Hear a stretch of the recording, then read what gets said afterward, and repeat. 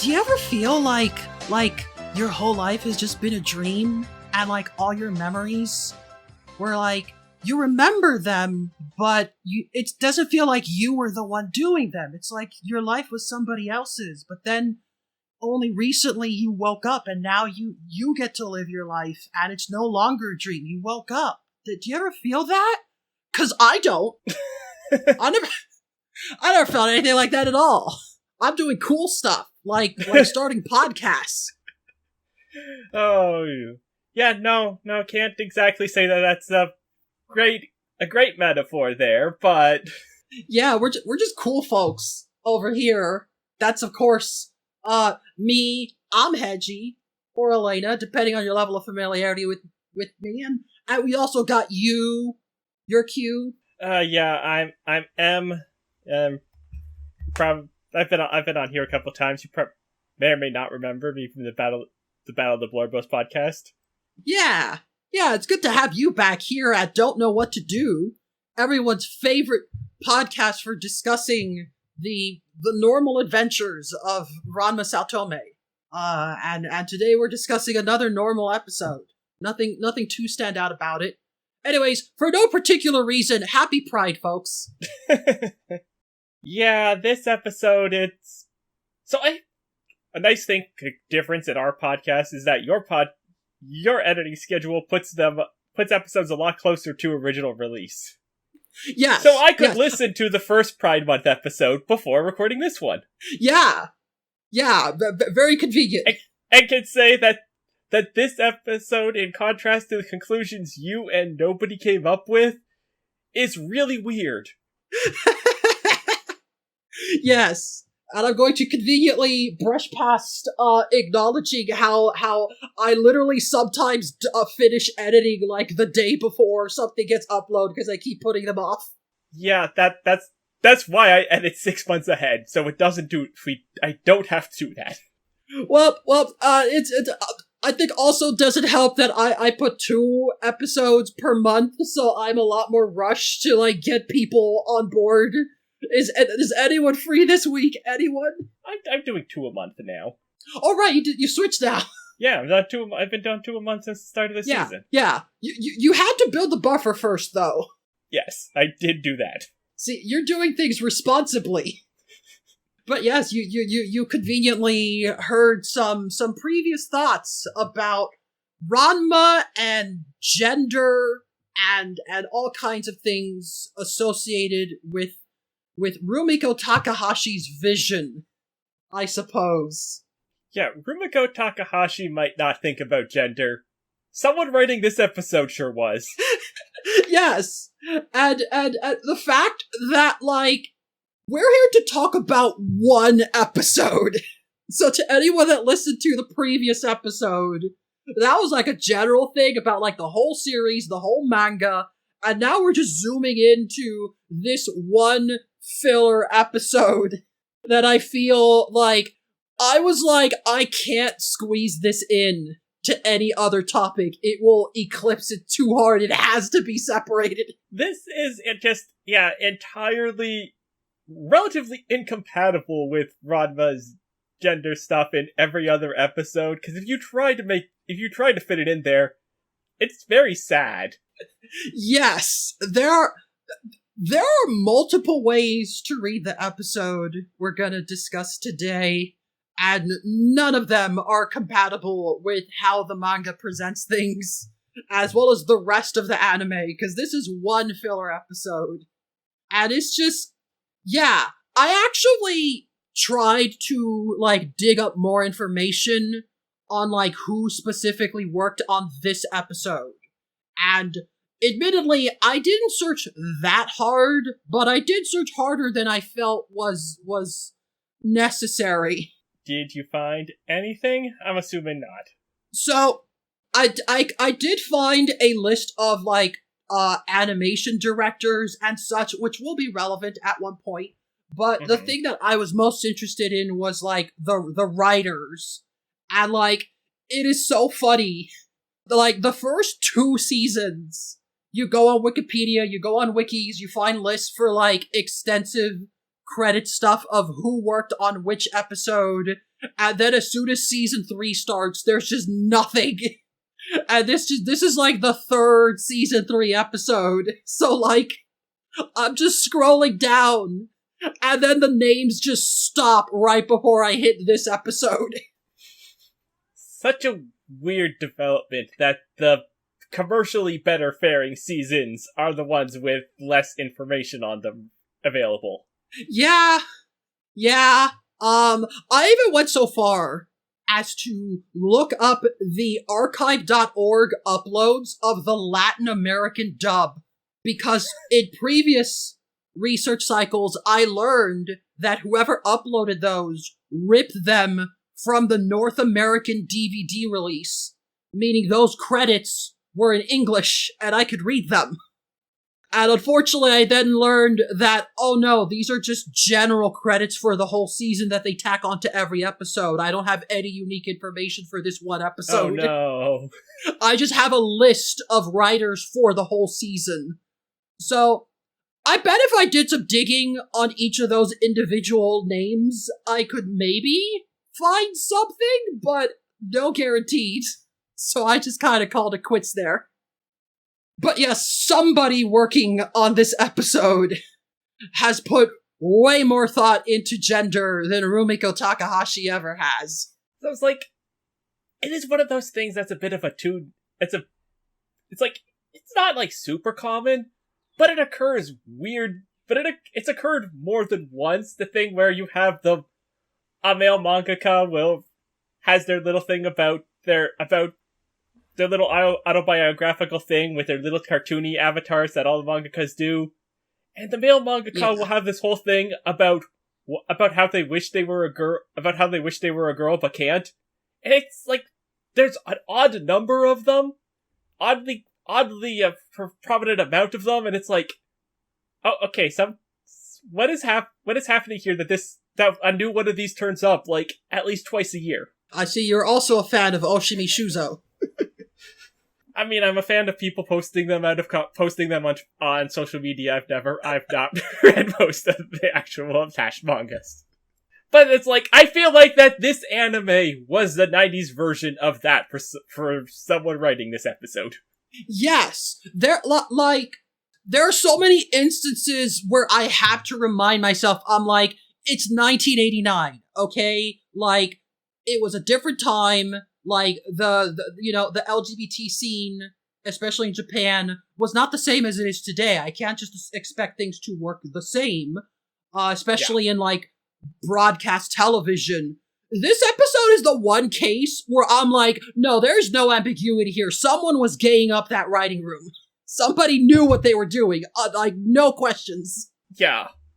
Alright, maybe we should actually talk about the episode a little bit, though.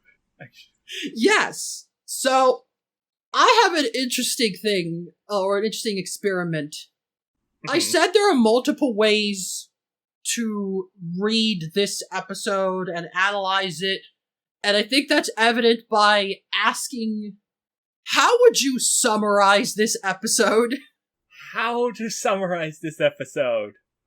Okay, so, Ranma gets a concussion that makes Ranma act seemingly more like a trans woman for a day until he gets hit in the head again and then becomes his regular self. Yes. Makes him act more like a trans woman is the most, like, neutral way to describe that, because, like, there are so many ways to describe what is happening on screen. Where do I even begin?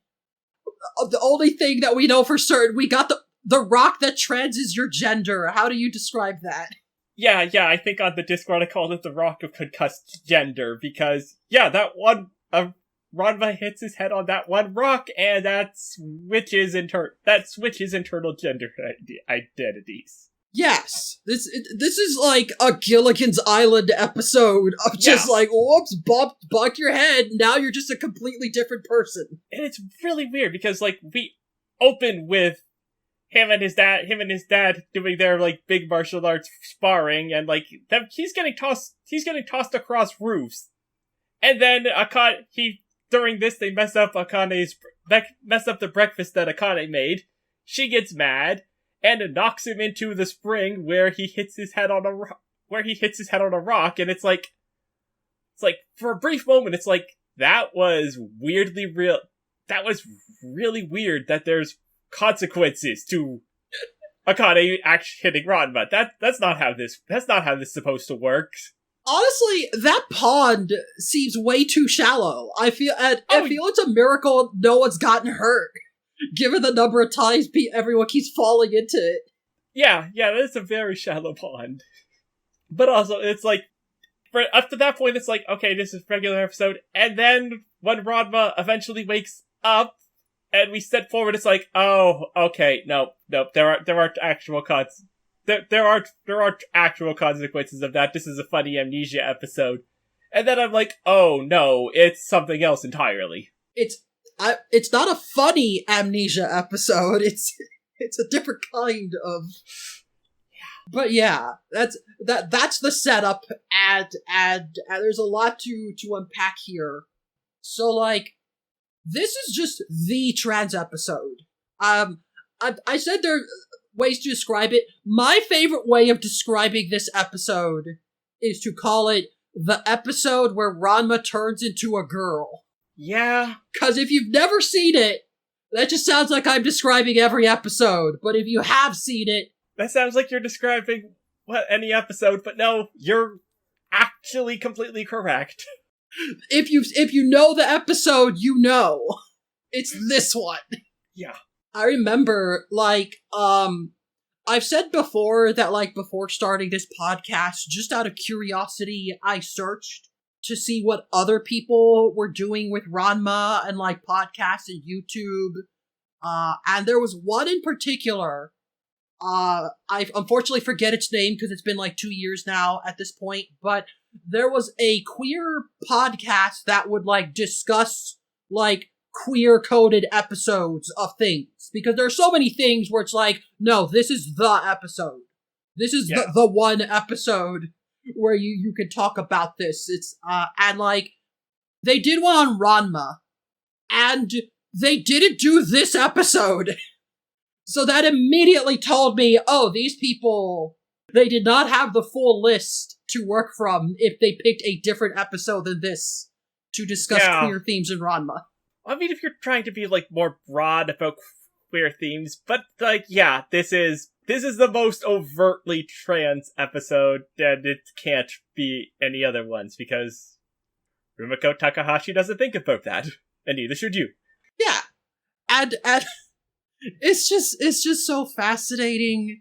So I guess, like, we gave the general premise, but I guess to slow down a bit, the most important thing is that we, as you mentioned at the start of the episode, Ranma is sparring with Genma, and that introduces us to what I think is the most noteworthy thing about the episode, which is, why is the animation quality for this episode so much weirdly better than everything else in the season? I haven't watched any of the rest of the season, but I did note that opening fight scene was really well animated, yeah. That fight scene is, like, crazy. It's so fluid. There's so much stuff going on with the lighting. It's, like, distractingly good. Where you're like, why is it just this episode? Like, I think that one random one-off filler episode fight scene, that's not even really important to anything in the episode. I think that was honestly better animated than the Kodachi fight in season 1. Yeah, on the subject of, like, well-animated sequence that weren't even necessary for the episode, there's one scene in the middle of the episode where Akane is getting undressed, and then she gets in bed in her underwear, and I don't know, I don't feel that was necessary at all. We didn't need to see that, but the way the fabric falls onto the floor and she gets in bed, it is so detailed. I mean, if it's the scene I'm thinking of, I think, well, if we could get to it and we get further in the summary, I think that scene was important. It was important. I guess more the part where she's taking off her clothes. Yeah. And as she's fair. In her underwear. That part wasn't important, but like... Yeah. just the way she gets in bed is, like, the animation detail is again, it's distractingly good. Because the animation in this episode, despite how good it is, it doesn't feel high budget. Yeah. You can still feel, there are a couple of shots here and there are a couple little transition frames where you can tell this episode was made on the same constraints as the rest of the season. So the fact that these standout moments are such higher quality, that's just the result of effort. There's nothing unique here beyond just whoever worked on this episode went above and beyond. And this, I said before, I at least found a list of animation directors and key animators. And I was able to confirm that the key animator for this episode worked on at least one other episode that I remember was also in the, like, weirdly, distractingly high-quality animation category. So shout outs to that one animator whose name I already forgot, but she did a good job. Yeah. But anyways, the actual, like, important part, like, at the beginning, we see Ranma and Genma sparring. That's not super relevant, aside from, I guess, just establishing the masculinity in the room before we switch things up. I guess, yeah. The actual most important thing is something that I did not think about the first time I watched this episode, but after the last couple of episodes on this podcast, I have started paying a lot more attention to Akane's relationship with food. Mm-hmm. And normally I wouldn't look into it, but this episode is the most, like, somebody knew what they were doing episode in the series.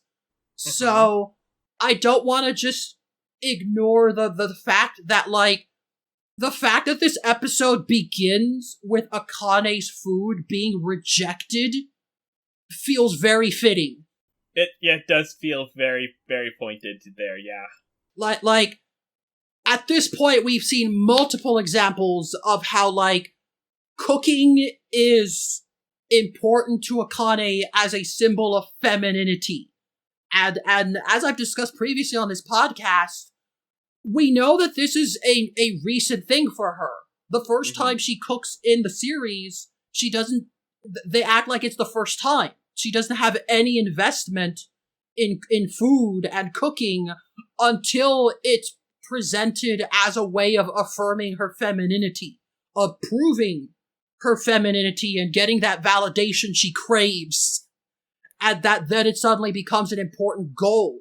So when that gets rejected, that's important. So that happening here in this episode feels especially important. Yeah, that's very, very pointed that she feels her femininity being rejected, and that plays heavily into her problems throughout the rest of the episode. Yeah, so, like, there's a lot to say about, like, Ranma in this episode, and it's in a weird position. This episode is, like, yeah, there are the very trans moments with Ranma, but honestly, this episode is mostly about Akane. Yes. Like, not only that, but, like, again, it's so hard to describe. There are so many different ways to read what this episode is implying with Ranma, and I'll give my reads once we get to that, but, like, the stuff with Akane is not ambiguous at all. And it's a lot more direct. And yes, even though this is the episode is about what happens with Ranma, I feel it explores Akane's relationship with Ranma more than anything else. Absolutely. This is so much. The emotional beats are heavily more on Akane, and I'm gonna be honest, she does not come out of this looking good. I don't think she comes out looking bad.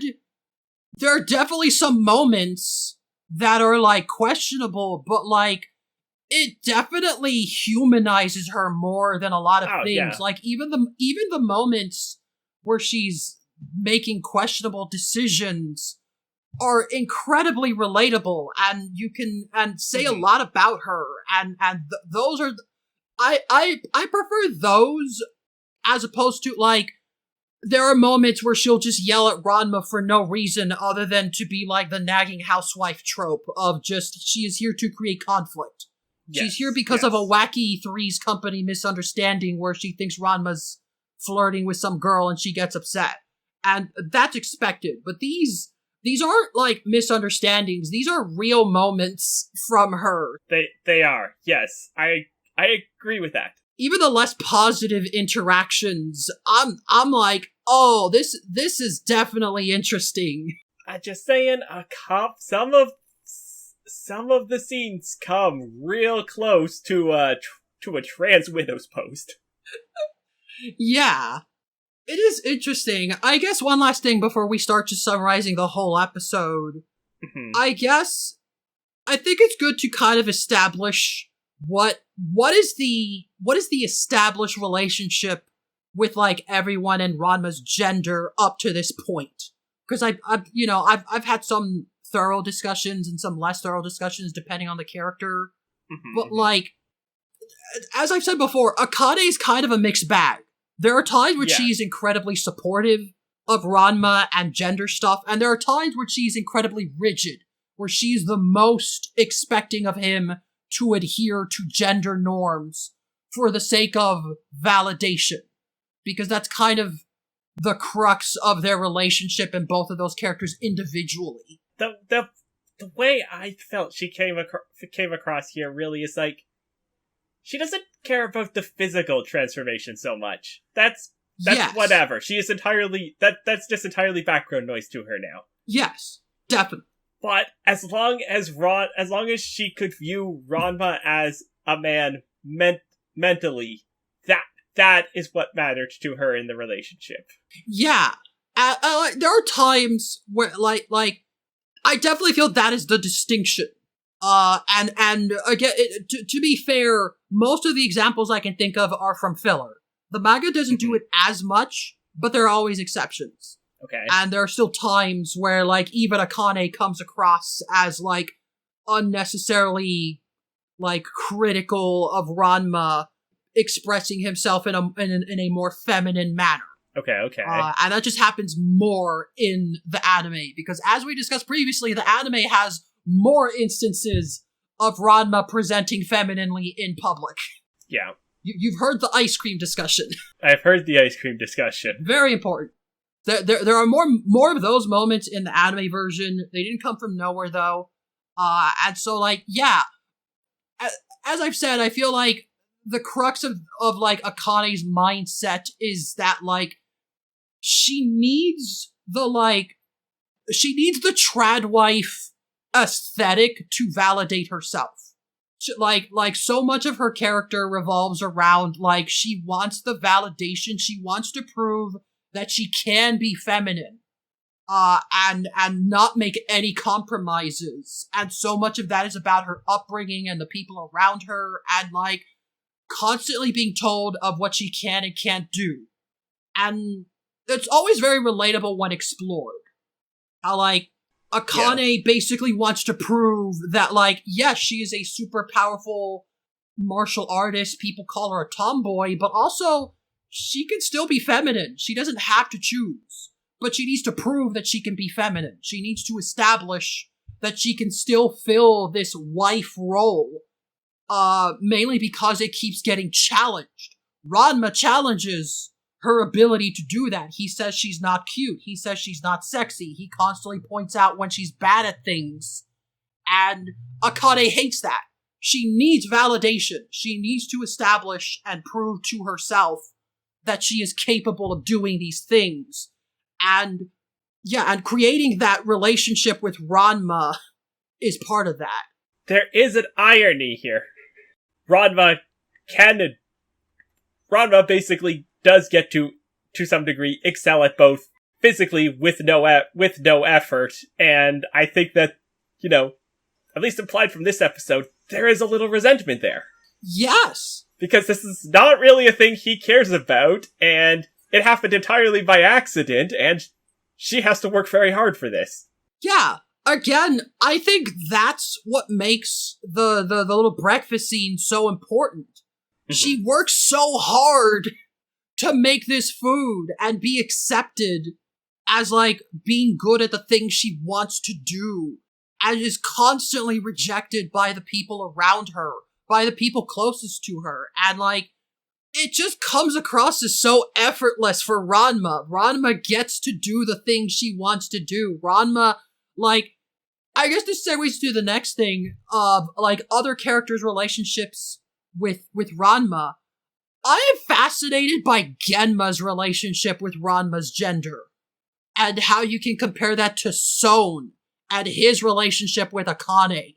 Genma's only real thoughts here were basically seem to be, well, as long as it doesn't get away in you inheriting the dojo. Yeah. As long as we can square that circle, everything's fine. Yeah, and that's interesting. So Genma definitely has his, like, again, there are so many times where I have to be like, this manga began in 1987. This is, like, a different time. When the father says something that comes across as sort of homophobic, that's just how it was back then. I'm not going to read that the same way I would if something came out today and presented a character the same way. Yeah. And, like, there are definitely a couple of those moments of, like, Genma with tears in his eyes. He is clearly distraught over the fact that his manly son is not being manly enough. And eventually we will get extra reasons for why he wants Ranma to be manly, but I believe this predates that part of the manga. Yeah, we don't have the context that, oh yeah, his wife is going to kill him if he isn't. Yes. The like, a good half of the manga goes where we don't know that. So, like, at this point, this is just Genma being a normal dad. He's supportive, but he will have those moments of, like, they're both losers, you know, oh no. But it's interesting, like, Ranma doesn't care about gender, and I feel like sometimes Genma doesn't either. Because, like, as long as certain requirements are being met, he will be on board. I mean, Genma also doesn't care about his own curse. Which, you know, I guess Panda's not. Yes! He acclimates to that so quickly.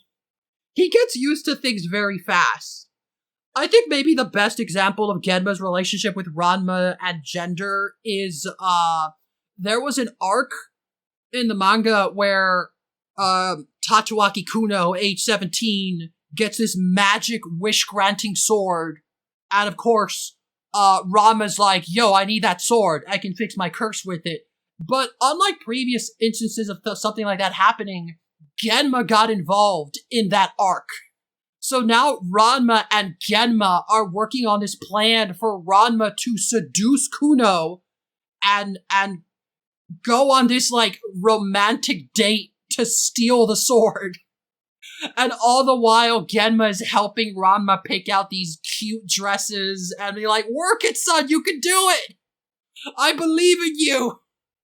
And, like, even by the end of the episode, like, Ranma has to kiss Kuno for the sword. And Genma is straight, like, Genma has tears in his eyes. He's having that moment of, like, yup, this is too gay for me. But he straight up says, Ranma, like, I'm calling it quit. If you think it's worth it, go for it. You have my blessings. And I think that moment shows off Genma's relationship with gender a bit more than a lot of other interactions. Just like, he has his limits, but he is surprisingly accepting of Ranma and the fact that Ranma is willing to push the whole gender angle further. So that did make me imagine, how different would this episode have been if literally any of the rivals were around for it? Oh boy! Oh, what a wild time that would be. Because that would have... I have not read them, but I bet there's a lot of fan fiction that can answer that question for us. Yeah, that could have been crazy, but, like, this episode was already going ridiculously fast, and there definitely was no more room for anyone else to be in here, so... Yes. It's one of those things where we can only explore this for one episode, so we're gonna make it count. But it definitely... It's the type of thing where you're like, I bet if this was added to Rumiko Takahashi's repertoire of things to pull out, she could have done some wacky stuff with it in later arcs. I mean, yeah, honestly, the fact that apparently Ranma's gender identity works like John Fetterman's politics is... There you go, there's your episode title. Oh boy. But, like, that unto itself is just a really weird way. It's like... hold on. No worries.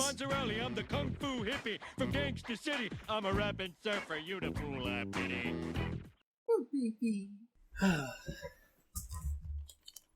Sorry about that. Thunderstorm's about to roll in, so I had to go and close things and get dogs outside before it gets here.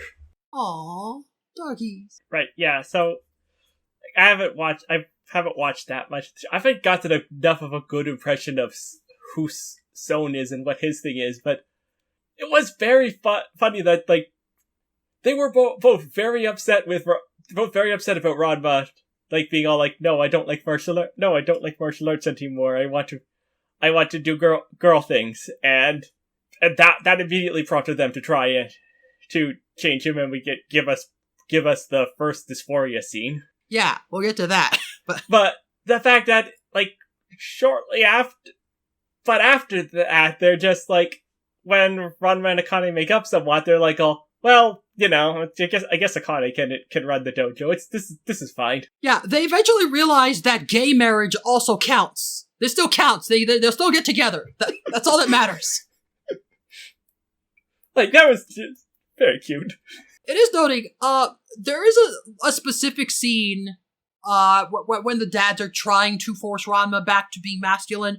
I did notice Son's the only one that says, like, sorry about this. Like, he's the only one that seems to acknowledge that, like, okay, Ranma, the way you are now, I know you're not going to like this, but this is for your own good. He's the only one that kind of presents it as, like, being aware of the situation, as opposed to just, like, be like Akane or Genma, like, demanding that Ranma stop it. Just stop it. No.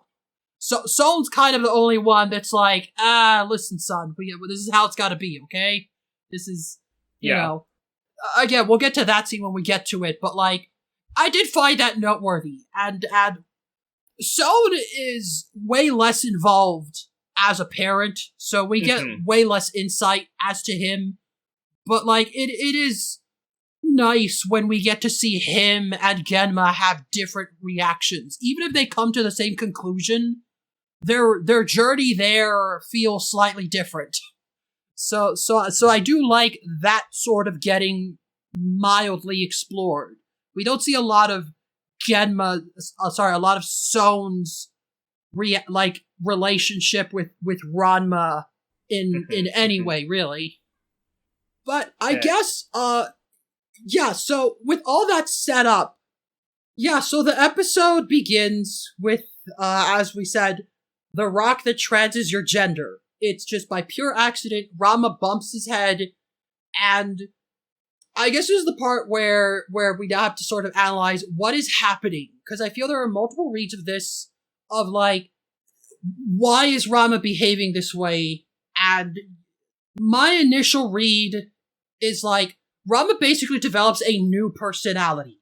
I have reasons for why I don't feel like this version of Ranma is something that was deep within him that's just now coming out. But it feels like just something completely different. This is not Ranma. There is no, like, it's not an overlap thing. He has switched to this new persona that is just a completely different alter or something. I mean, I am content to just put the entire thing into, well, until the actual end of the episode, when the last joke at the end of the episode. But I'm mostly content to just put it into the, I don't know, brain injuries are weird. Yes. But, like, yes, however you want to describe it, Ranma wakes up from the concussion, and suddenly, this Ranma is behaving not just like a girl, but as if she was always a girl. Yeah. And it even acts like mildly confused when she's not treated as such. And most importantly, despite us getting, like, a JoJo's Bizarre Adventure localization thing here. The subtitles, in all the streaming versions really don't want you to know that the voice actress is very clearly saying Oompa Loompa in this scene. Yeah, she definitely did say Oompa Loompa and not rock lizard, which is what the subs on Tubi told me she was saying. Yes, I've seen multiple subtitles, and, like, so many things just refuse to say Oompa Loompa. Like, just the joke is Ranma has woken up, and it's like, how many fingers, they do the thing, how many fingers am I holding up? Who's this? Who's that? And when they get to Happosai, she's like, that's an Oompa Loompa! and I just love those moments of, like, the subtitles are ignoring the fact that someone clearly just said Red Hot Chili Peppers. Don't listen to that. That is not an Oompa Loompa. But yes, the first scene here establishes that, like, this is a girl Ranma. Girl Ranma. She is a girl mentally. Now, I do want to know, really interesting thing about the scene is, she wakes up, she says, like, 2 sentences, and then Akane bursts in and is like, oh, Ranma, is it true that you've been weird since you woke up? It's like, how did you know that? Yes! The editing in that scene is a little weird. It kind of goes to what you were saying, of, like, we are at manga pace now. We are going ludicrous speed. If this were a season 1 episode, we would get an entire scene in between this and Akane finding out what Ranma said. But now it's just like, no, Ranma said this thing, now we immediately cut to Akane reacting to it, even though she wasn't in the room. Everyone else hasn't even left yet. I don't know how this happened. I don't know. That feels like one of those things where, like, they recorded the lines, and then they're like, oh, wait, there's a continuity error here. Just fix it in editing. And then just don't fix it. But yeah. So we then get a couple of scenes of the family reacting to girl Ranma, she's now rocking the China overalls again. That's just what she's got. I always like to imagine that Ranma just has that in his closet all the time. That's the only girl, like I like to feel that this girl Ranma looked in the closet and is like, this is the only girly thing, so I'll put this on. Cause that's just the thing Ranma has for laundry nights, I guess. I like to imagine he never returned it to Akane, because she never wears it. Yeah, it's a funny thing to think about it. It's like, yeah, Ranma, we've pretty much established Ranma doesn't have many girl clothes, so it's like, I guess we just go back to the first one he got. Just put this on. But anyways, yeah, we get a number of scenes, and here is my first, like, the thing that I like to point out of, like, this is not, like, Ranma, like, this isn't removing the part of Ranma that was closeting himself. This isn't, like, I know you could read this as that. You could read this as, like, this is how Ranma feels deep down, and it's only now coming out. Especially given a certain monologue later in the episode. But yes. The thing that I find of note, so, as we discussed in the previous episode with Nobody, Ranma's gender, whether it's male or female, however he presents, is very performative.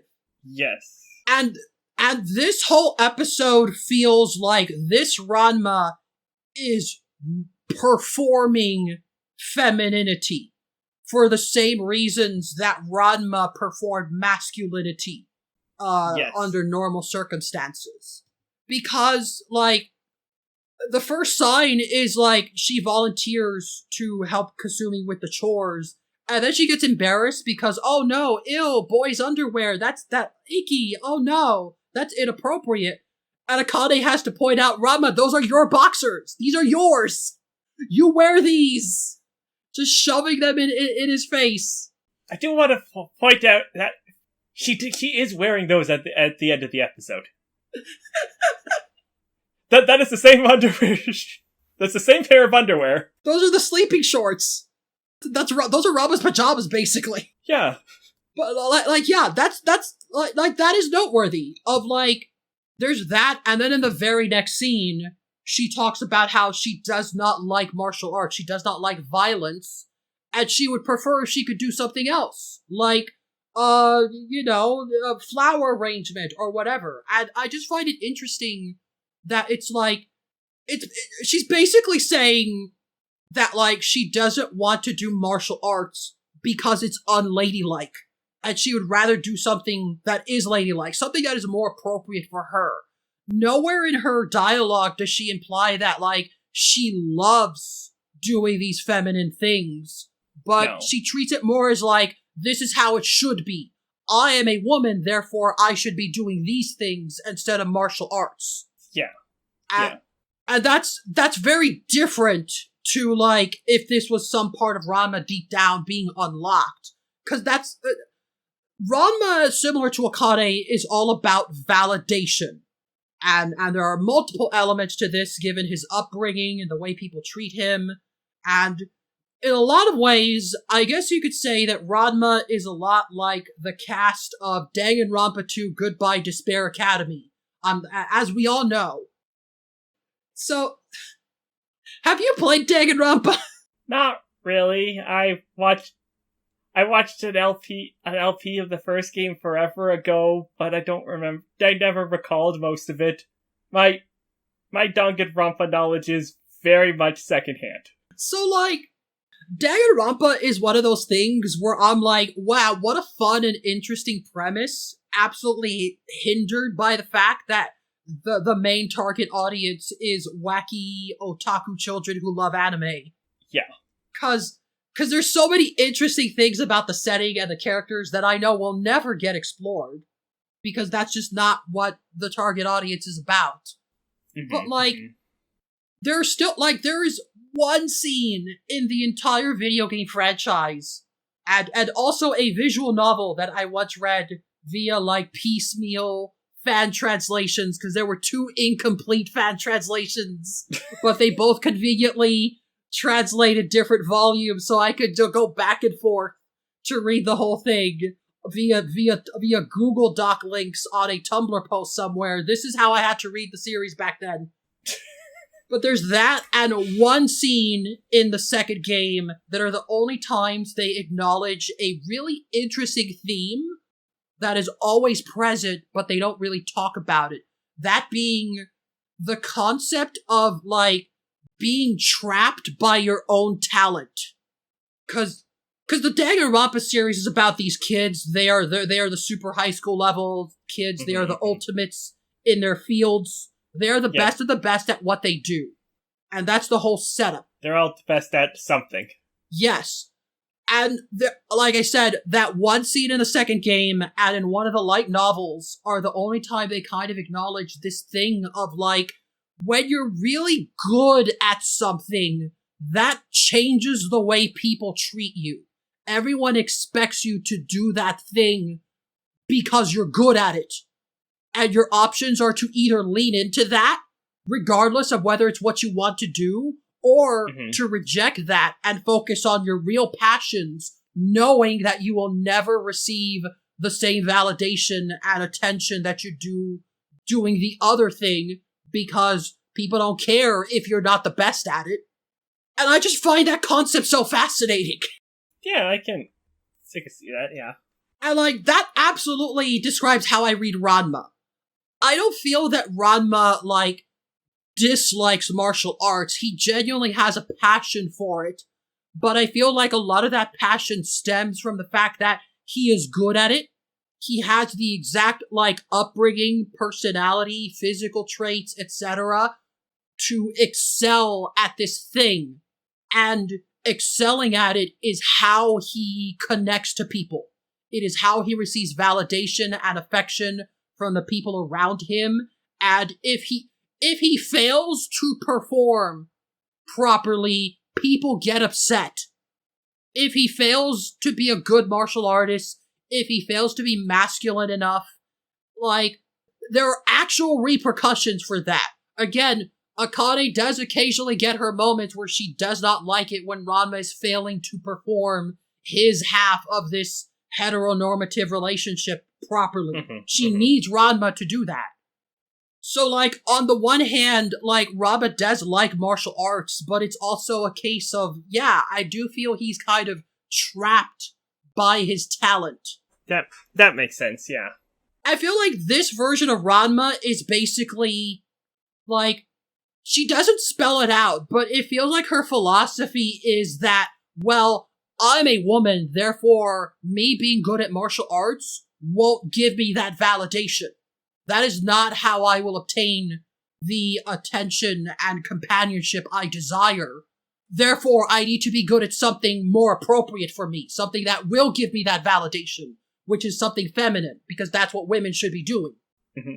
And it's worth noting that she still remains good at martial arts. We see her dodge, like, she doesn't want to like, fight back, but we do see her very, very adept at dodging Akane when Akane wants to spar, and later dodging Genma when he's trying to get her with the water. Yeah. And yeah, that is interesting. But also, again, going back to the food angle, the biggest reason why I feel like this is a completely different personality is because this version of Ranma does not seem to show any romantic affection towards Akane. She is extremely polite and ladylike, but there are so many times she says things where I'm like, this is a really insensitive thing to say to Akane. Yeah. This implication of, well, this is how ladies should be, as she talks to someone that literally is constantly struggling to present in that ideal feminine fashion. Ladies shouldn't be doing this, as she talks to someone who is invested in martial arts and is good at it and likes it. It feels kind of careless. I do mostly agree with your conclusions, but I think in that particular sense, it's like, that is just like the high feminine end of the kind of careless, insensitive things that Guy Ranma says and upsets her all the time. That is true. I feel like it's slightly different because for Ranma, like, being masculine means being macho, being dominant. When he puts down Akane, it's very much the way he interacts with other boys. It's how he interacts with his father. He says things that he would not take offense with, so he doesn't understand why Akane's constantly getting upset at it. Whereas I feel like in this version, girl Ranma is saying things that she should know would be upsetting to Akane, but she acts as if she doesn't. And that's especially interesting once we eventually get the revelation that, like, she does remember things. She remembers her history as boy Ranma. She knows how Akane feels about things. She should know better, especially if she's presenting herself as this more empathetic and kind person. Yeah. But she keeps saying these things that are like, I feel like you in particular should know that this is kind of like implying things that are gonna do damage to Akane. Yeah, I guess gonna be Girl Ranma's memory is weird in this episode. Yeah, throughout the whole episode. Like, there's gonna be some weirdness later on. She doesn't seem to remember how her curse works. I have thoughts on that, but yeah, it is weird. On the subject of her not remembering things, I'm interested in her interactions with Happelsai. That is, yeah. Because she acts like she doesn't know that he's a creepy old man, even though, again, she later confirms that she does have those memories. She should know. But she doesn't act suspicious of him at all. And I feel like, again, that to me, I noticed throughout the episode, but especially during moments like that, this version of Ranma does not care about being vulnerable. She has no self-protective instinct. She will put herself in physical or social danger because I feel like it's because in her eyes, it's okay to be vulnerable if you're a woman. Women are fragile. They can be vulnerable. I don't need to protect myself because other people will protect me. Akane will protect me. I don't need to be cautious around this creepy pervert old man. I will just trust him, even though I shouldn't. And that's fascinating to me. This character feels like what Ranma thinks a feminine woman would be. Like what Ranma thinks he would be like if he were born female. Yeah, I could see that. And as a big Danganronpa fan, are you a fan of the series Monk? No, but I am more familiar with it than Danganronpa. So, like, that episode has a really good example of this. Like, there is an episode of Monk where Adrian, in an attempt to, like, quote-unquote cure his OCD, he sees a hypnotherapist that, like, unlocks his inner child, and he starts behaving in a childlike manner. But then his actual therapist is like, no, that's extremely dangerous, and I am against therapists who do that, because all this is doing is bringing out what Adrian thinks a child is. This isn't bringing out some kind of inner secret part of him. It's just kind of manipulating his mind in a very misleading way, in a very ill-fated attempt to quote-unquote cure him of what he perceives is a problem. And, like, when I first saw this episode, I thought of that scene of the therapist explaining, because I'm like, this is what it feels like. This feels like Ranma was like the concussion rock hypnotized him into thinking you are a girl, and Ranma's brain interprets it as this very feminine figure who is not cautious at all, who will say things that might seem insensitive, but it's okay because she's saying them politely. And just like, yeah, I interpret this as what Ranma thinks being a girl is, as opposed to, like some part of him being unlocked. This is the misguided, like, thing that you think is your inner child, but it's actually just a bad therapist doing a poor job of bringing something out of you. That is a very cogent read, and I think that makes that works very well. I think it mostly just comes down to brain injuries are weird, don't worry about it. Yes, at the end of the day, this is still Gilligan's Island territory. Like, this is the kind of problem that will be solved by the professor making a coconut machine that electrocutes you and makes you back to normal. Yeah. But, like, there are so many ways to read this episode, and I'm just so fascinated by, like, the depictions, and also just how semi-inconsistently this personality is throughout the episode. Because there are certain decisions she makes, especially in the second half, that I'm like, what is going on in that head? What is going on? Yeah. But yes, after that, we reach the halfway point of the episode when we get, as you hinted, the first dysphoria scene. And I find that scene so fascinating because there's no other way to interpret this. This really isn't.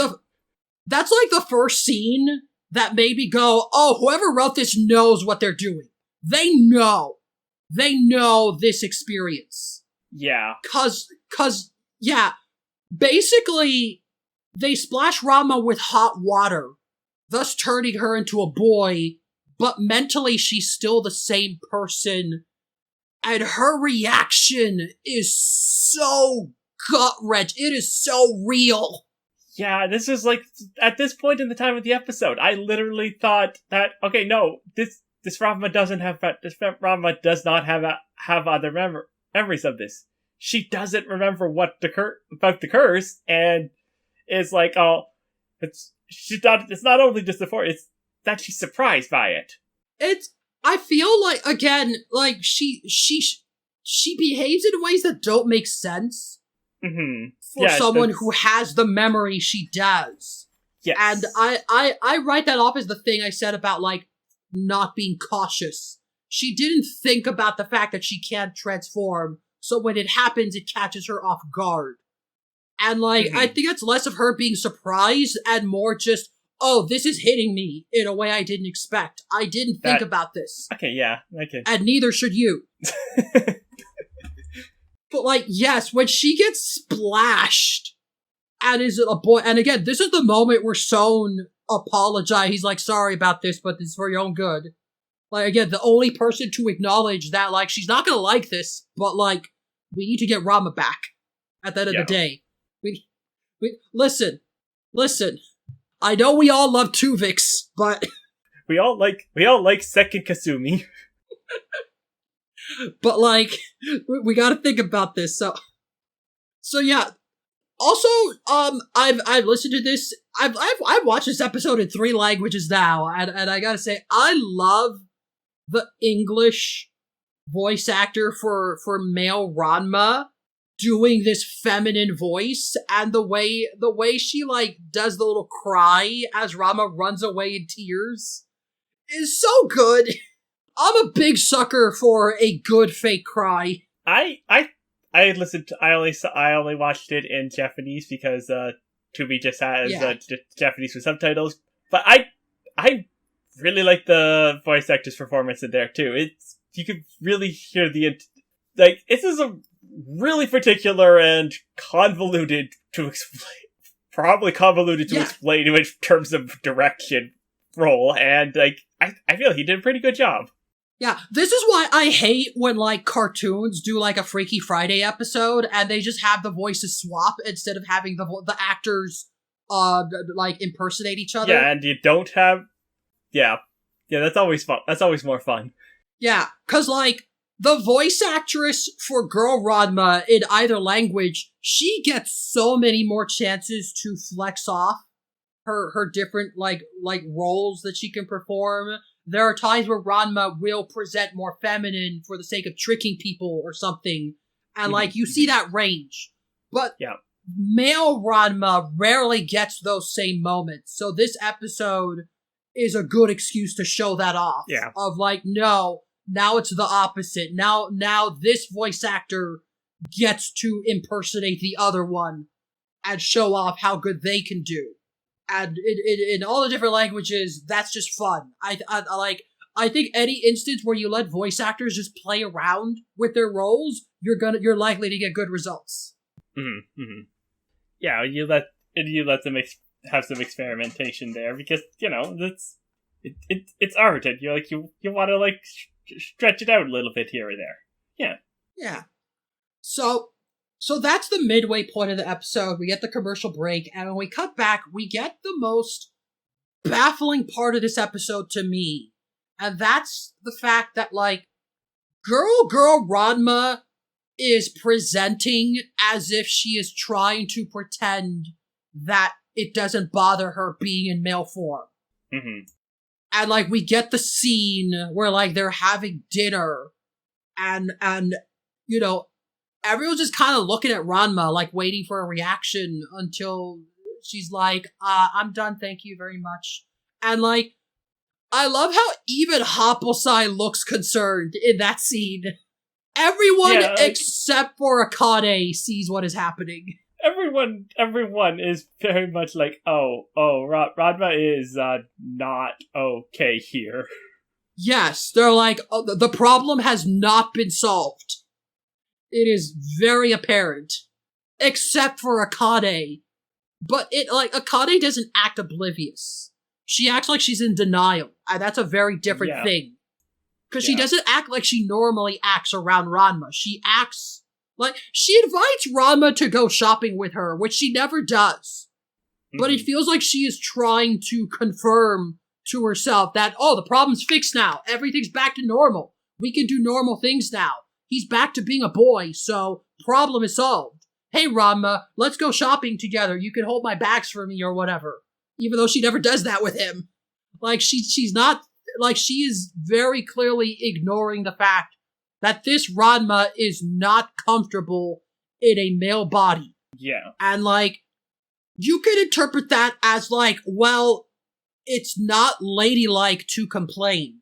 It's not... It wouldn't be appropriate for me to insist upon being female presenting because that would be rude to Akane and everyone else. They really want me to be a boy, so I guess that's what I have to be. I need to suppress my emotions. Which, yeah, okay, sure.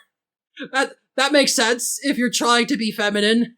That makes sense, but then that doesn't make sense with then what she immediately does at the store.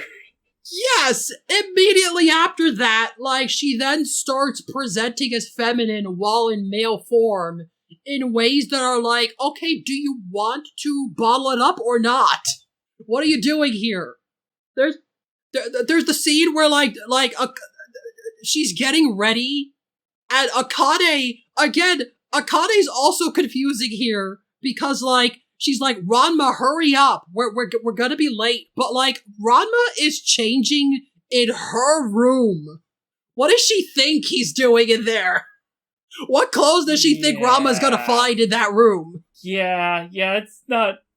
She's very in denial at this point, and also their entire exchange there of, like, where she's like, skirts and dresses would look bad on me, and Akane's like, yes. Well, they look bad on me.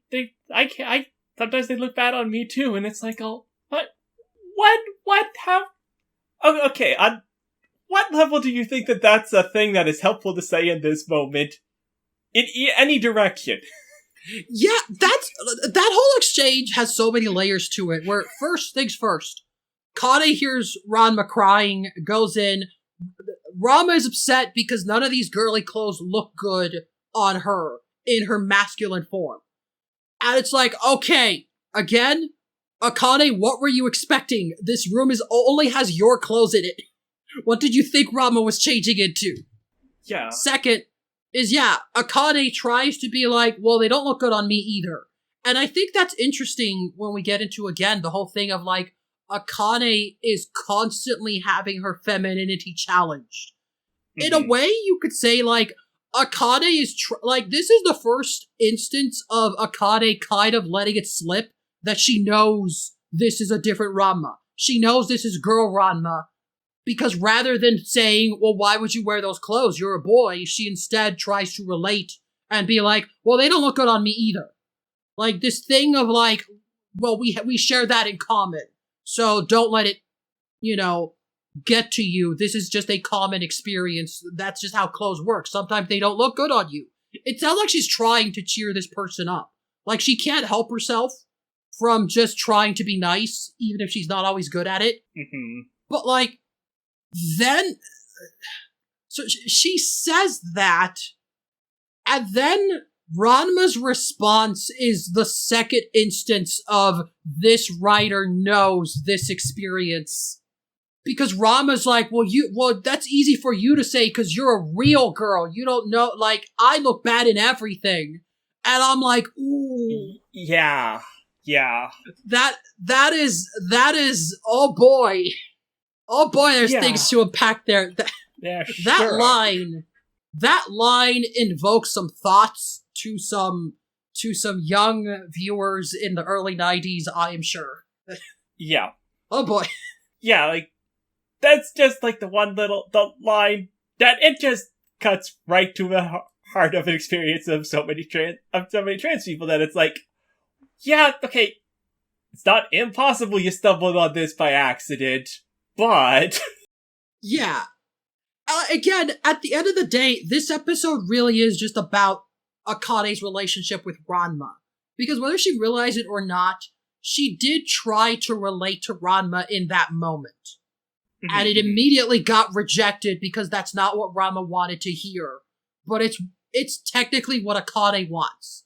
Akane wants that connection with Ranma, and in a brief moment where she forgot that she was upset, she, like, found this, like, feminine bonding experience. Oh, you look bad in clothes?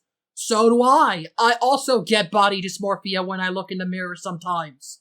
I also hate how I look in these cute clothes because I don't think they fit me. Mm-hmm. And, like, it's just so fascinating seeing this explored in literally just 3 lines. In ways that are, like, so, like, impossible to, like, assume that this was unintentional.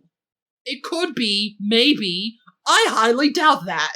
Like I said, it's like, it's not impossible, but it's pretty unlikely. Yeah, and from there, once again, I am just so confused about Girl Ranma's thought process of choosing to stay masculine presenting, but making zero efforts to actually present masculine once they go out in public. Yeah. Again, are you trying to suppress this or not? Like, what is your goal here? Like, I don't know, like, you could make some argument that she's doing it while at the home because, you know, she's just going to get hit with more hot water again. They're just going to come out of her kettles again. Yeah, But maybe. Okay, we've seen this town so many times. We know how many sources of cold water there are between the Tendo dojo and any given other location. Their jokes were like some guy will be like, goldfish salesman coming through. Uh-oh, whoops, oh no, it's leaking. What? Again, there's that, and then there's the angle of Akane of like, well, Akane, why did you think it would be a good idea to bring Ranma to the lingerie store right now? Yeah, this is... Why are you coming here of all places? Like, what was the interaction she was hoping to have? I don't know. At some point, it's like, I don't know, maybe it's just like, you live with Hafasai around, you just have to buy underwear on the regular. Yeah, that is unfortunate. It's worse when he steals them when they're freshly laundered, because you'll open your cabinets, and it's like, god damn it, they're gone! Now I gotta buy more. But yeah, no, bringing extra girl Ranma on this particular shopping trip was a bad idea, and another reminder, it's the late 80s, as every woman in the shop reacts with horror. Yep. Yeah, not the best. Yet, I believe there was a part, like, in the previous scene where the dads were trying to splash Ranma, where, like, Ranma is talking sweet to Genma, and Genma says something of like, oh no, you're not gonna trick me with that. Which sort of implies that, like, Genma's like, oh, she's being very nice and polite, how sweet, but too bad. Like, I think by that point, you're starting to see signs that the family, again, they will eventually come to the conclusion of, well, as long as they get married, it's fine. They are surprisingly accepting compared to random strangers out on the street. Well, yeah, they've already gotten used to, the way this episode works, Ranma transitioned in reverse. Yeah. Ranma fully physically transitioned, and then, you know, just one day spontaneously mentally transitioned, and it's a whole thing. Yeah, just the reversal. But yeah, that whole ordeal goes as exactly as you would expect. Especially, again, this is like 89 or 1990. How do you think most random people would react to a male-presenting character getting excited to try on women's underwear? It's Akane gets embarrassed and they have to hurry out of there. And again, I don't know what she expected, but that didn't go well. Something I forgot to mention that I also think is a very important factor here. This Ranma uses honorifics with Akane. Yes. There is zero affection in her language when talking to Akane. To the point where, like, later on, there'll be a really important line in a scene where, like, we vaguely touch the concept of there still being romance between the two. But, like, the fact that it's so impersonal, I think, is a huge factor in this. Basically, it is quickly dawning on Akane that, like, it doesn't matter what this Ranma is like. It's not my Ranma. This is a different person. I want my Ranma back. And, like, the next scene, I guess, is very important because that's the scene where Ranma has to go to the bathroom and is too embarrassed to go into the men's room.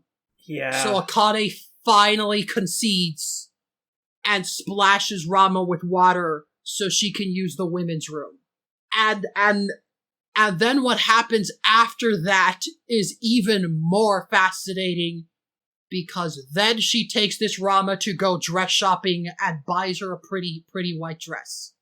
Yeah. And there's just also a lot to unpack here. Also, I will say, like, the way that scene with buying the dress is coded, I half expected the attendant to be like, oh, your girlfriend is so beautiful, will you be paying cash or card? Just, like, it's got the vibes of, like, that one anime trope of, like, the characters shopping for clothes, and then the male lead is mistaken for the girl's boyfriend. Except here it's Akane buying the clothes. Yeah, it's got that energy. But, like, yeah, just, like I said, Akane is a good person deep down.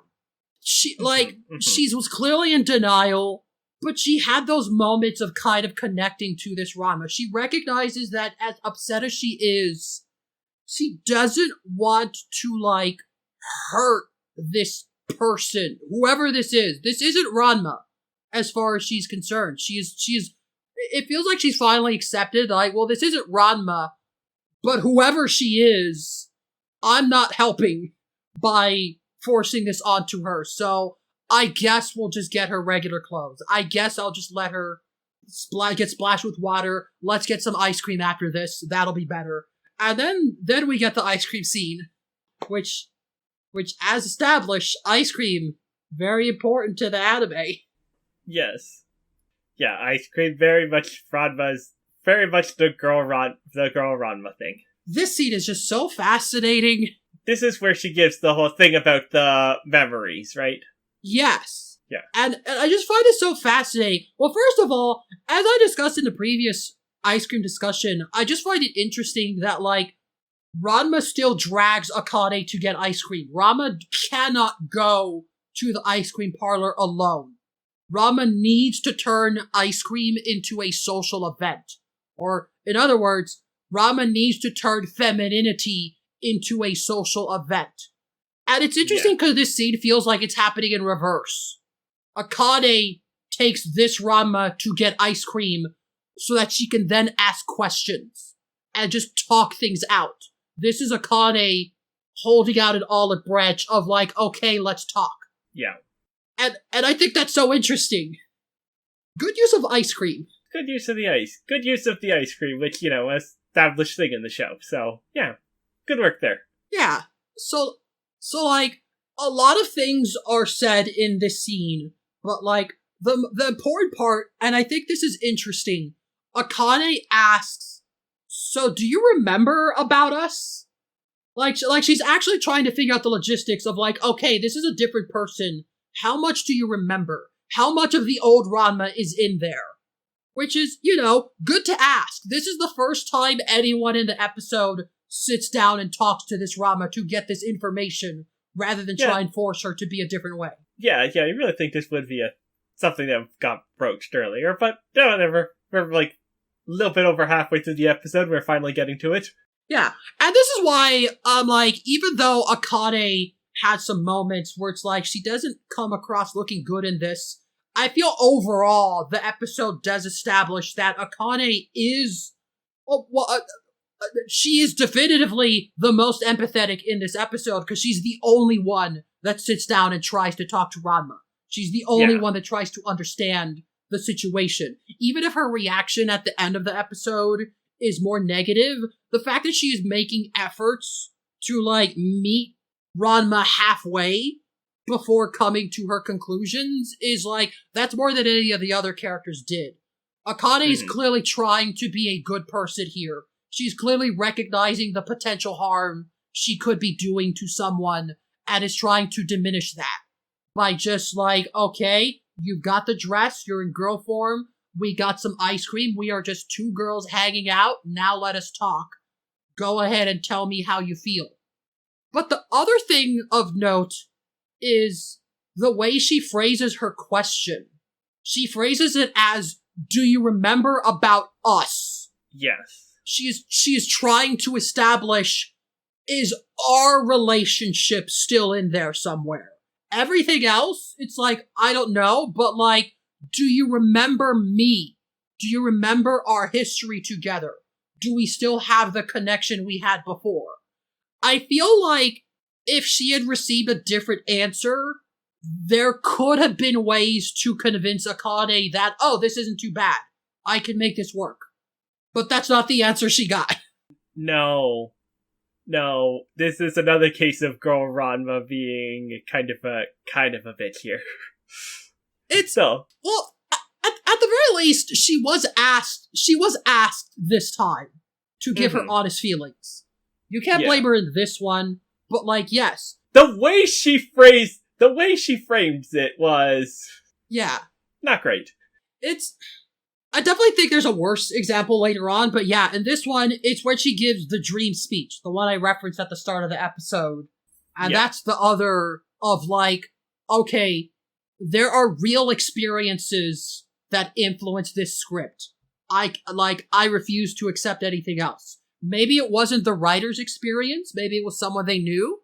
Again, I couldn't even find out which of the, 8 writers for that season was in charge of this episode, but someone wrote this, and just the whole metaphor of, yes, I do remember everything from before, but it felt like a dream, because it felt like that was someone else.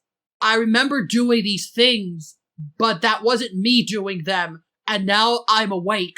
And now I'm me. I'm doing things, but I'm not the same person I was in the dream. Yeah, is how the metaphor works, and that is absolutely this somebody knew what they were doing. Arguably, the most they knew what they were doing of all the lines in this episode. Yeah. It's you got. Now, I do want to go back to you said your established interpretation is that this is an alternate personality that emerged from the concussion or whatever. Yes. This is also the kind of language you sometimes will hear from plural people discussing what a non-fronting alter is going through. Yes. Definitely. So, this works. Yeah. And that's definitely going into, nobody in 1989... at the studio was thinking about that, but it's definitely applying here in interesting ways. Mm-hmm. Yeah, that's less likely to be directly on someone's mind, but again, not impossible. Yeah, it's just this this is again, the takeaway I'm taking from this is Akane's arc through the episode is slowly realizing that this is not Ranma, and whoever this is, I need more information, and then hearing this explanation probably did some damage to her. Because that basically confirmed to her that, so my Rama's just gone. Yeah. And then we also, that part is okay, you were asked. But then this next part... The next part is that's actually the part I was thinking of when I said this. This was... Okay, I don't see how you could phrase it like this and not without being intentionally cruel. You have to know what you were saying. There's no way you don't. Especially when you just established you remember things. I guess Ranma loves Akane, okay? I know they're tsunderes, but everybody knows that. It is extremely obvious. Ranma loves Akane. If this Ranma has all of that Ranma's memories, she should know that. And she should know that these two had a thing going between them. Regardless of the tsundere-ness of their relationship, there was a romance going on between them. She should know what Akane was expecting when she started saying this next part. And Akane definitely was expecting it, and got absolutely crushed. This is what sets everything else. That literally... Yes! So basically, girl Ranma starts saying stuff, and it sounds like she's about to confess her feelings. It sounds like she's about to profess her love for Akane, and Akane does not know how to react. She is getting embarrassed. She's saying no, don't say it. And then girl Ranma is basically that's why I want to be like you. That's why I admire you. You're so strong. You're so cool, etc. The most, were you expecting me to, no, that's basically confirming I have no romantic feelings for you. That is not what I feel between us. That is not what I'm thinking when I'm talking to you right now. Which, again, is the last thing Akane wants to hear right now. Yeah, which, I mean, I guess to a certain extent, like, again, 1989, you're not going to have you can't have you can't have her be textually gay, so... Yeah, and, like, especially this, like, such a performative version of Ranma. Someone who has consistently been like, well, this is how girls should be. Throughout the episode, she says things like, well, I need to practice for when I'm a bride. This is what is expected of me. Like, you could maybe potentially read this as, like, maybe she does still love Akane, but she's accepted that, well, we're girls now, so that can't happen. But that's not how it feels. It feels like she just legitimately does not have affection for Akane. And to me, that is the biggest reason I feel this is a separate personality that has nothing to do with the other Ranma. The Rock just invented a new person. Or because this is Ranma's exaggerated idea of the femininity, then obviously the feminine form would not be into women. Yes. Like, I've discussed on the show, Ranma does give, like, Ace vibes of, like, his attraction to girls isn't really influencing anything more than, like, the relationship angle. And because so many of those relationships are modeled after this performance, yeah, I think it makes sense. I feel like this is how Akane just got Ryogun. I guess this is how, if Ranma were to stop and think about it, and, like, not care about societal expectations, maybe things could work out between him and Ryoga, but he's not thinking that. He doesn't think about that option. And similarly, this version of Ranma doesn't even seem to consider a romantic option between her and Akane, and doesn't even think about the fact that that's what Akane is expecting. Therefore, it does come across as insensitive. Like, it feels so misleading to start your sentence this way and not finish it with a declaration of love. Yeah. Yeah, which, like, I mean, I get it. The entire comedy show and the entire point is to be a joke. Still comes across as very mean.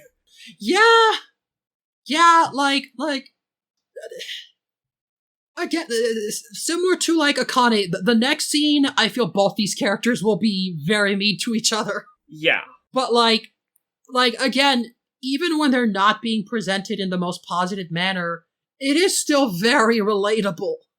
It's not, like, cartoony meanness. It's not the usual of, like, these characters hate each other and they're just jerks in a very cartoony manner. Yeah, no, this is not tsundere meanness. This is just meanness. Yeah, this is just, I have not considered your feelings in this exchange. It didn't even register to me that you might be hurt by this. Therefore, I am not noticing your discomfort. And, like, that hits home so much more. Especially since, again, like, this is basically the scene that, like, confirms to Akane that, like, no, Rama's gone. This is not the same person at all. Whoever you're talking to, she's confirmed that, like, nope, that none of that's here. Look elsewhere. And that must really suck for Akane in that moment. Yeah. It's like, alright, I had to have a conversation similar to this when I came out. And yeah, so much of that is like you do so much of that is like considering the feelings of that and weighing that towards what you actually feel, and like, so I understand where this is coming from the perspective of the character, but also it's like she's not just the way she did it, and like that just felt like a needlessly cruel bit there. The way the joke was framed, that I really did not care for her how that scene went. I definitely like established from a real place, and then it just like ends on a kind of nasty note that I felt really like personally upsetting. Yeah. In a way I was not expecting from this show. It's a very, like, it hits hard, this scene. It has, like, breakup energy to it. It Like, does, yeah. It's got, the vibes of, like, oh, this is, oh no. And, like, again, like, I could feel the, like, young little, like, teenagers discovering anime for the first time in the 90s. Imagine, like, back in the era where, like, anime was so limited outside Japan, and, like, all you could get is whatever VHS tapes were available, and you find one with 2 episodes in it, and it's this episode. This episode would have blindsided so many people in ways that they might not have fully processed until, like, a decade later. God, this would be such a weird episode to be your... This and one other random episode to be your one episode of Ranma. You find on a VHS. Oh boy. Hold on, now I'm curious. What would this have been paired with? What are the episodes immediately before and after it?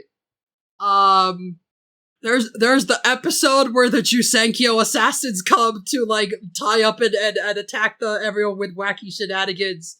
Or the episode where the dads learn about the invisibility guy and have wacky fights. Yeah, that would be the least coherent double feature I can imagine.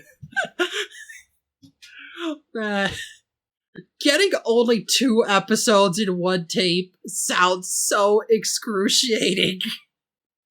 'Cause, like, even they could be the best episodes ever, and that would just make it worse. 'Cause now, like, now I have to spend, like, another $50 to get 2 more episodes. We are so spoiled today. But you never know, one of those 2 episodes could just completely reshape your life in ways you don't understand.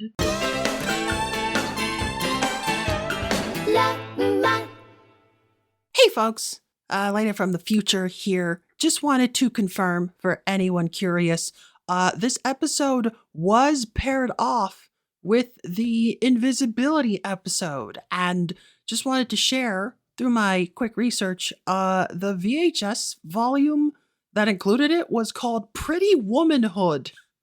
Also, since I don't usually get to list these off while I have them pulled up, this season also included VHS tapes titled Once Upon a Time in Jusenkyo, Dharma Chameleon, that one had the Tsubasa episode in it, Suddenly Sasuke, and Smells Like Evil Spirit. They also kept Back to the Hoppelside. They just made that the name of the episode and also the tape that included it. They just kept that all around. Anyways, I thought that might help lighten things up. This has been a less happy-go-lucky episode than previous ones. That's just kind of the subject matter. I assure you, actually watching the episode is not nearly as much of a downer as discussing its themes. They do hit home a bit harder than usual, but hey, we're still able to have fun, just like these season box set names. Anyways, back to the past, the happy, wonderful past where only good things happen.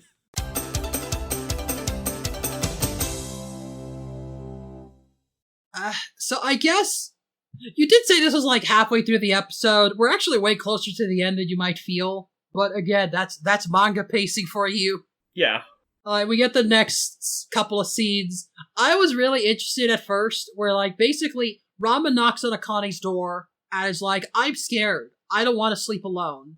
Which, a lot to unpack there, but, like, she says her dad is not around, and then we find out that Genma and Son are watching the kids from the corner, and this again, we see that they have kind of, sort of, come to accept the situation. They see that Ranma and Akane have, like, physically gotten closer. But boy, do they not understand that, like, that is the opposite as far as... See, they weren't there for the ice cream conversation. They're closer in proximity, but mentally and socially, maybe they shouldn't be cheering. But, like, yes, again, they're like, okay, well, as long as the marriage happens, we can still do the dojo thing. Again, I like to make my jokes, but, like, sometimes it really comes across as like Genma and Sol just want to be one family together. And the easiest way to do that is have their kids get married. The dojo is almost secondary. It's not like anyone uses it most of the time. Yeah, the dojo does it. It's these guys just really want to be brothers. Yes. Ranma and Genma are literally fighting on the roof at the start of the episode. They don't need the dojo. Yeah. But yeah, the dads they seem there. And then again, we get the weirdness of like, Ranma shouldn't be acting surprised about Happelsai, but she is. And it's just like, well, that's just another thing to add to the weirdness of this episode. But Happelsai appears, the stage hazard has emerged, and thankfully, Akane deals with him very quickly. We do eventually just get the scene of him getting launched out the window. Yeah, she just knocks Happelsai out of there to protect girl Ranma, and that's very it's just generally nice moment, even though it's like, Ranma, what are you doing? You know this. You just said you remember things. Surprisingly, like, throughout the episode, we see Happelsai basically rubbing his hands together like, hee, oh boy, yeah, can't wait. And, like, you keep expecting him to do something, but then in the end it turns out to actually be relevant. Because this turned out to be the straw that broke the camel. 'Cause girl Ranma volunteers to be, like, objectified by Happelsai in order to make him stop. Which is like, okay, the fact that you think that will make him stop and not encourage him is, again, you have those memories. You shouldn't trust him. But that ends up being the thing. That ends up being what makes Akane be like, Ranma would never do that. Ranma would never trust Happelsai. Ranma would never leave himself this vulnerable. Ranma would never put himself in such a dangerous situation in a misguided hope that it will somehow help. Ranma would never hide behind me for protection. Like, this is her, like, she's literally breaking down into tears of like, you are not Ranma. This is not what Ranma is doing. You are doing it wrong. Bring him back. I want Ranma back. And just having the, like, it really is kind of gut-wrenching after that last scene. You see the toll that this whole episode has taken on Akane and how much, like, these experiences have put her relationship with Ranma into perspective. Yeah. I definitely agree with you that is entirely what's going through her head at this point. It just, the way it was framed. Yeah. The way it was framed leans dangerously close to a lot of transphobic talking points. Yes. There is a level of anger there that wasn't there in the previous scenes. And, like, again, you can understand why Akane feels that way given her experiences, but, like, she has taken the gloves off, and now it's her turn to not care about how this might affect the other person, and how, like, incredibly hostile she's coming across as. Yes, she does have tears in her eyes. She is having a mental breakdown, but, like, oh boy, is like, she is, like, in full on, I don't care who gets in my way, I will do what I need my Ranma back. I do not care about you, stranger. Like, you see that line being crossed. Yeah. And just, again, oh boy, it's so visceral and real. There is nothing cartoony or tsundere about this. Yeah, now she is actually genuinely upset in a way you don't really see in this show very much. Yeah. Like, her whole world is collapsing, basically. This is, like, real serious. To the point where we'll eventually get to the final line of the episode, and it's just like, okay, if that's how you want to end this, what a wacky fun adventure. Thanks, Professor. Now Gilligan is back to normal. That sort of ending. But here in this moment, it is like hitting so hard. And then we get to Ranma's response. And it's even worse somehow. Yeah. I don't. So girl Ranma does what is maybe the most boy Ranma thing in the episode, which unfortunately is her essentially going, Akane, just get over it. It's not a big deal. The Ranma you knew is gone forever and he's never coming back. That's just how it is. You just have to accept it. That's just, just get over it. That's basically her response. Which, so the Ranma you liked is gone, but I still have the part of that Ranma you didn't like. That's not gonna go well. Yes. It's just like, oh boy. This is, again, the dads were maybe perhaps celebrating a little too early. Yeah. This was not going to be a lasting relationship if this had stuck somehow. But yes, this is the final moment. This is where Akane just snaps and starts chasing Girl Rama around the house, attacking her, and demanding that she bring Rama back. It is just it's almost jarring how quickly this just immediately segues into the end of the episode, where Rama just trips and falls and hits the rock a second time. And there we go, problem solved. Everything's fixed now. Well, that's not the end of the episode.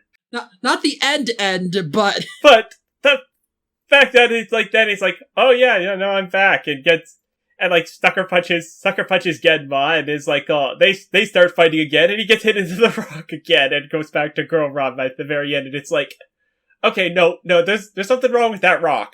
The rock is at fault here.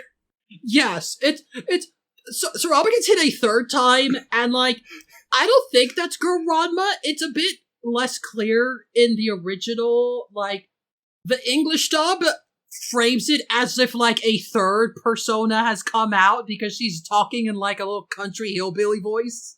Oh yeah, okay, guys. Okay, the way the Japanese version came across to me, it was Girl Ranma again, but she now had 2 brain and 2 concussions in 5 seconds. She's a little... Yes, this is... Whatever version of Ranma this is, they have experienced a little too much head trauma for the moment. But it's very much a, did somebody get that license plate? Whoa, cartoon bumps on the head. It's so goofy for what was literally happening 5 seconds ago. It's kind of wild how the episode is just that's the end. Goodbye. Yeah. Da-da-da-da-da-da. Here's the outro theme. Oh, what a weird... It's I understand, you're doing the comedy sitcom ending bit. But after how weirdly heavy parts of the last third of that episode was, that just feels so weird to end like that. It feels again, somebody knew what they were doing, and that includes pitching this episode to the higher-ups and presenting it as what if there was an episode where Rama bumps his head and he's suddenly acting different and is all super girly and everyone's weirded out by it. Doesn't that sound so silly? Doesn't that sound crazy? And then they start writing the episode. It's oh, these idiots have no idea what I have in store for them. And at the end of the day, we are contractually obligated to return to the status quo and end the episode in a humorous manner and be there you go. That's tune in next week for more Ranma jokes and funny laughter. And just it's too late. It's too late, mother. I've seen everything now. The whole episode preceding that moment has already happened. It doesn't matter how we end it. The thoughts have been thrown into the ether. I know what I'm doing. That's what it feels like. Yeah, and it's such a weird artifact in the greater context of Ranma, but it is undeniably what the episode was about. Yes, it is so weirdly goofy, and it's I guess it would be even weirder if the episode tried to end on a serious note, because that's just not what Ranma is. I understand though, we're gonna pretend that this was just a goofy, silly episode. The end. Oh, Ranma hits his head again. Problem solved. And just end on that note. But it really feels like someone was tricked into allowing this episode to sneak through. Like somebody knew they had to sneak it in there somehow. They couldn't be too overt, but they found a way. They found a way to just sneak it in there without anyone realizing because, again, this was the late 80s. This was the era. If you talk to a random Japanese business person at an animation studio about the local trans scenes, rather than getting a transphobic reaction, most of them would probably have no idea what you're talking about. Yeah, no, they'd be using that with, like, more confusion than anything else, yeah. Yeah. And so this absolutely feels like someone snuck it in and is just like, well, as long as I don't acknowledge what I'm doing, I can just pretend I'm writing a silly, goofy episode. And that's what they'll think it is. If they read into it, well, they're not, probably. But if they do, I'm pretending that it's just goofy comedy. They'll probably be like, oh yeah, very funny joke. Okay. They're not gonna ask me about if I'm writing Ranma to be a transgender person. They're not gonna ask me about what I'm referencing here. That's what it feels like. And again, I couldn't find information on the specific writer for this episode, but I'm so damn curious, more than anything else in the series, how this episode came to be, and I would love to, like, just get any insight on what was going on behind the scenes as this season was being produced. In the unlikely event that you have anyone listening has information on that, you should email the show. Absolutely! You can write into ramapodcast@gmail.com. Give us your insights. We all know that I only have so many hours in the day to look through Google and Internet Archive. I do thorough research, but not that thorough. I get lazy sometimes. So, ramapodcast@gmail.com is where you can help us with these mysteries. God, imagine if somehow the writer does find this and actually emails you for it. Somebody who will know the actual name to look up will be like, well, actually, this person went on to write for this show, and that's like super gender, and I'm like, oh, that makes sense. I know. Again, I got a list of writers for the season. I could search for them one by one. I just didn't feel like it, but like if I did that and I eventually found one of them that went on to do other stuff that's like, huh, interesting. I'm gonna suspect that person. But yeah, they made this episode. Who knows, like, the history behind it, behind the scenes, but it's in the ether now.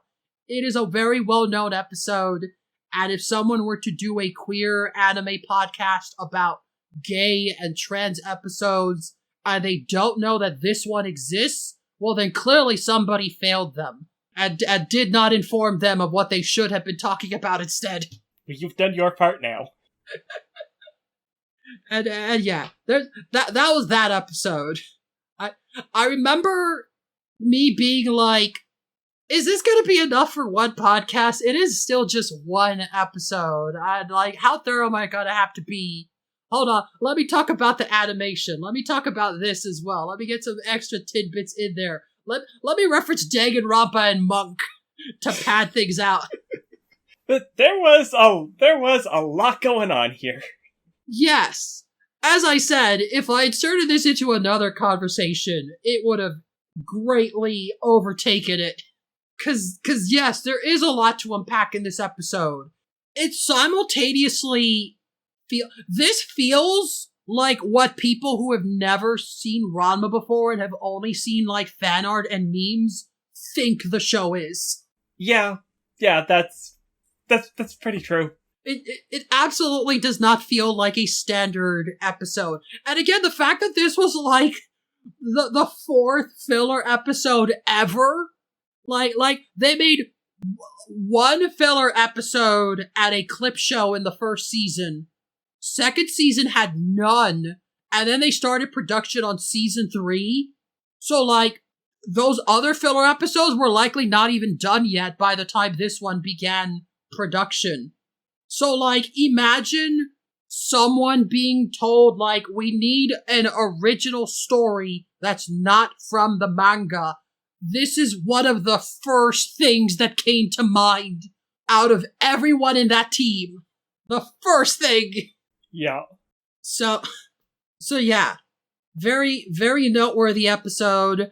I'm glad I was able to discuss this, and that the construction happening outside my home stopped like an hour before this call, because the whole time I was like, please don't make me reschedule. Please don't make me reschedule. Yeah. It's been so hard finding people with free time, and I wanted to talk about this episode so bad. I was gonna talk about this episode with nobody, but then I was like, oh, hold on, I don't know if I'll get a second Pride episode. I should do a general one first. Honestly, you can't make nobody watch the anime. The fact that they're manga only and this far, like 30 years later, you gotta let them have that. Yeah, but this is cutting it close. This is like, I posted of like, okay, this is basically the last chance I could record with someone and have this out, like have this edited in time for Pride Month. Is there anyone who is now free that wasn't before? And you thankfully were able to schedule this, and I do appreciate that so much, because I've been wanting to discuss this episode for a long time. Yeah, apparently I'm just good at stepping in for you to do your last minute edits to get your themes out in time. Yes, I appreciate that. Thankfully, I learned my lesson after the last one. I was like, oh dang it, June's coming up. But after that, no more themed months. I don't care. I already got Christmas out of the way. Next December, we got nothing on the docket. There's no Halloween episodes. There's no nothing. I could just talk about whatever. No more themes. Oh man, a Ranma Halloween last episode would have been so much potential there. I guess the tarot card episode I've told you about multiple times. You got spooky episodes. They're spooky episodes, yes. Honestly, I guess I should write that down. Spooky episodes. That's a good grab bag thing I haven't thought of before. There's more than one. But yes, at the last minute we were able to get this recorded on time so that I could edit this. And the smart thing would be to edit it as soon as possible, but I will probably just wait another week and a half before doing it last minute. But it's the thought that counts. But yeah, I hope you had fun. Oh, I had a lot of fun with this very strange episode. Thank you for telling me to go look at it. Yes, this is one of those episodes where I'm like, okay, this could be fun. It could also kind of be like, maybe you're not in the mood for this episode. Or at least maybe not in the mood for the discussion about this episode. Watching it is one thing, but like sitting down with me for like 2 hours to talk about these subject matters. I'm glad you volunteered though, and I'm glad you had fun. Cause yes, this is quite the episode. This is a rather well-known episode. And like, yeah, it warranted discussion, and it is not canon, so you can do with it what you wish. You don't have to think about it. I mean, either way, the fact of the matter is that either way you read this, if this is an alternate personality from the injury, or if this was something Ron had been repressing the whole time, they do just definitely kill Tuvix here. Yes! This is this is like, Rumiko Takahashi would not make a story like this, but like, I could absolutely picture her having like, giving Rama split personality where like, if he bumps his head, or some weird trigger, like if he smells roses, he swaps personalities and wacky shenanigans ensue. This poor boy is just a mess. Honestly, I feel like that would be too much. He's already got the cat thing and the spring and... Yes, but that's specifically why I think it would be funny to give him more transformation. The cat thing only comes up like 3 times. And I'm just like, no, when you establish that Ranma just has these weird triggers for his transformation, and again, we eventually got the teacher who has her transformation, and that's not a Jusenkyo transformation. I'm like, no, I would have loved to get more, weird stuff that wasn't just this person fell in a spring. I would have loved to be like, don't let Ranma smell roses. He gets weird when it happens. Oh no, girl Ranma got out and she met Ryoga. Now she's in love with him, but he doesn't know what's going on. Oh man, now we gotta clear up this misunderstanding. This could have fit in with the series. It didn't need to be as serious as it was presented. It could have been possible. It would have been possible. So yeah, I feel like if I were to look at fan reception and fan fiction, a lot of the responses would be very serious as well and exploring real trans stuff. But I definitely see the comedic potential. I definitely feel like there was room for girl Ranma to stick around rather than just put her in the Tuvik's corner. But at the very least, it's out there now, and you can just find it. You can just find it in the middle of this sea of episodes. When I tuned in to watch this, I had no idea. This was just a normal, regular episode. Season 3 is when I'm like, well, at this point, the episodes could be anything. I don't know what to expect anymore. And I got this one. You definitely weren't expecting it. I got the episode where Ranma turns into a girl. The rock that gives you dysphoria. Yep. Well, technically, the rock didn't give dysphoria. The dads did. Well, if Ranma hit the rock and didn't land in the pool, it would have given her dysphoria. Yep, that is true. That would have been, oh man. Man, that pond is just so dangerous. It's way too shallow. It's real funny. For unrelated reasons, I am currently going through a lot of the older episodes and realizing, Rumiko Takahashi really wanted to make it clear how the transformation works, and, every chapter had to remind the audience that, when they get hit with water, this happens. They fell into that pond so many times within the first couple of chapters just to hammer it in. 'Cause I guess, it was 1987. What if you didn't read last week's issue of Weekly Shonen Sunday? You'd have no idea what was going on. Yeah. We need to remind the audience. But that pond definitely got its work in. Anyways, any last thoughts on just Ranma or gender in general? You weren't in the last episode, so maybe there's some other stuff. Maybe there's some more gay stuff we can get in there before June is over. Nah, I think you've pretty much covered the bases here. That's good. And tune in next year, everyone, for when we talk about Ukyo. Cause for now, I am glad to go back to scheduling whatever we can. No more having to hit specific deadlines. Just whatever. I don't care. We can talk about any topic. Next week we talk about Dr. Tofu or something. I don't care. But for now, yeah, we've explored a facet of the Ranma series that I feel has definitely resonated with a lot of people. And if they saw this episode, I bet it really resonated with certain parts of their brains. And just, it's just so fascinating that this episode exists at all. Okay, actually I do have one more thought. Oh, yeah. So it is it is the stereotype of Ranma being the eye-cracking anime. But the more I think about it, it's with the weird distribution model, more people have probably seen would have seen the first two episodes and the OVAs, and then would have been in something in those, and not this random one in the middle of the series. That is way more. Yes. Anyone who got to this episode either got to it at random or they were very thorough.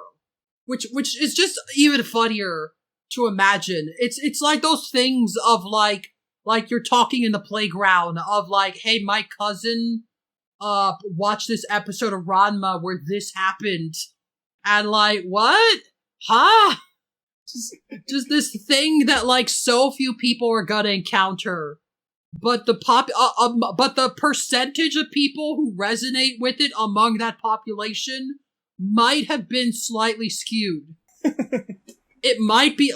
I'm so curious if anyone's egg cracked because of this episode specifically, and as opposed to the more likely scenario of, well, their egg was already beginning to crack, and then they found this episode after that. Yeah, it's the same feeling as like, I wonder if anyone actually found that weird, like, haunted cartridge Easter egg in Shin Megami Tensei for the Super Famicom. Do you know what that is? I don't know that one. So, like, the intro of that game, it's Shin Megami Tensei, so it's got a little thing with, like, little, like, fake computer code, like some hacker is typing stuff. There's, like, a rare chance, like a really low % chance that the fake code it types out will instead type, like, a haunted message of, like, turn off the game now! And just, like, suddenly the game does a different thing. But, like, it's in the intro, and I imagine most people who play RPGs will watch the intro once, and then every other time they boot up the game, they just skip that and go straight to the main menu. Mm-hmm. So it literally did not get it literally didn't get discovered, or at least talked about on the internet until like 2015 or something like that. And I remember there were just articles of like this like 25-year-old game had this Easter egg that nobody knew about, and it's finally been uploaded to YouTube or something. And I'm just like, after hearing that, I'm like, if some kid saw that and tried to tell anyone about it, no one would believe you. Everyone would think they're talking about their uncle from Nintendo. Nobody would have believed them. And now I'm just curious, like, did someone have that experience with this episode in, like, 1994 or something? I don't know. I hope at least one person did. That would be very funny. That would be nice. It would be funny if this was somebody's first episode. You never know. Sometimes things line up here. My first episode of Courage the Cowardly Dog was the King Ramses episode. Literally the first, and I didn't even start from the beginning, it was just already on. The first thing I saw was Return to Slab. And it's, like, I had no idea. I had no idea that, like, oh, I've already seen the best part of the whole show. But yeah, I suppose that's that. I guess, before we sign off, where can people find you? You can find me on Blue Sky at Emma Healy.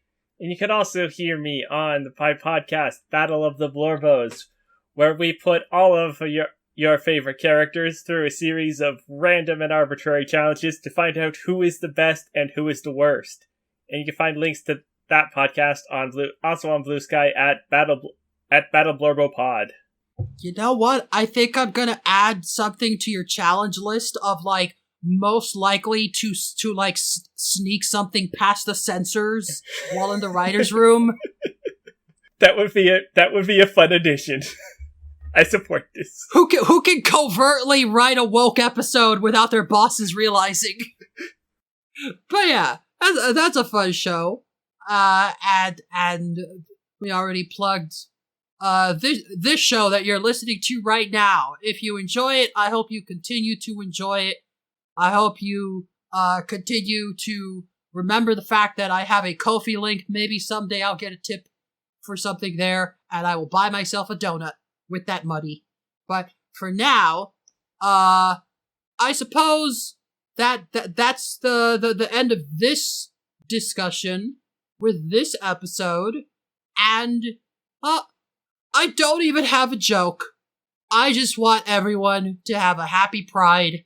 And remember that sometimes episodes just get weirdly well animated, and you're just mesmerized by Akane in her underwear for some reason. And Do you ever get that weird feeling when you look at these, like, female characters in their underwear and you're like, oh, well, like, I don't think this is sexy, but there's something about this, and, like, maybe I don't want to think about that, so I'm just gonna keep watching the episode, because I don't.